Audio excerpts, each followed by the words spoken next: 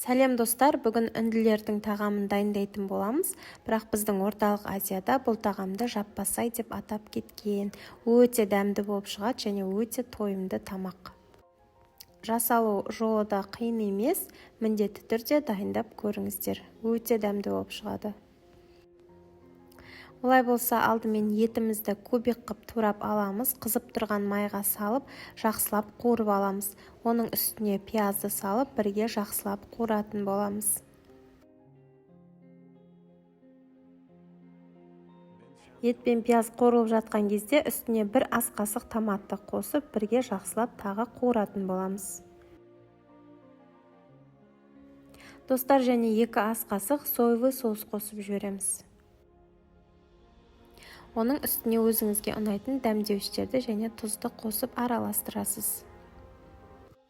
Жақсылап араластырып, жақсылап қуырып болғаннан кейін үстіне сәбізді тоже кубик қып салатын боламыз. Сәбізбен бірге жақсылап қуыратын боламыз.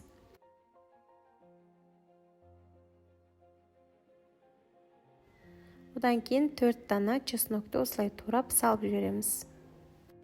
Жақсылап барлығын араластырып қуырамыз да үстіне бетінен біраз асып тұратындай етіп су құятын боламыз. Суын аз қып қоймаңыздар, өйткені ол біраз пісіп тартылғаннан кейін суы үстіне қамыр саламыз. Сол кезде де су кішкене артылып тұру керек. Одан кейін бір жұмыртқа, кішкене майонез, тұз қосып суға осындай қамыр илейтін боламыз.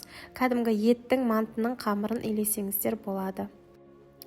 Аздап бір зуала қамыр илейтін боламыз, қаттырақ етіп, кәдімгі мантының қамырын илейтін боламыз. Одан кейін етіміз пісіп қалған кезде картошка мен болгар бұрышын салып араластырамыз. Біздің қамырымыздың иі қанып қалды, енді қазір қамыр жаятын боламыз.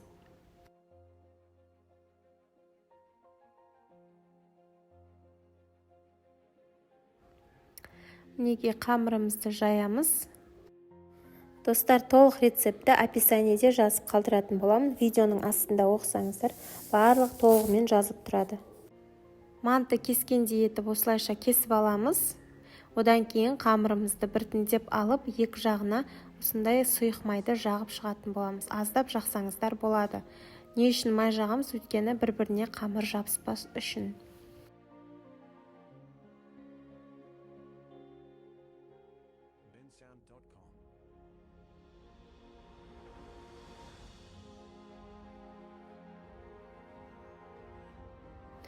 Мінекей, енді етіміз пісіп, картопымыз піскеннен кейін қамырды осылай біртіндеп саламыз қазанымыздың бетіне.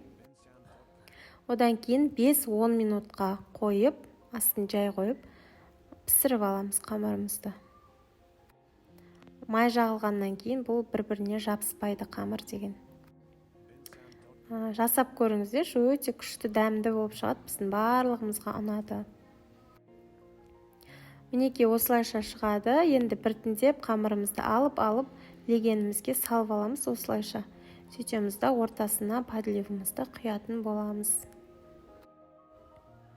Қамырымызды алып, ортасына подливын салып жейтін боламыз.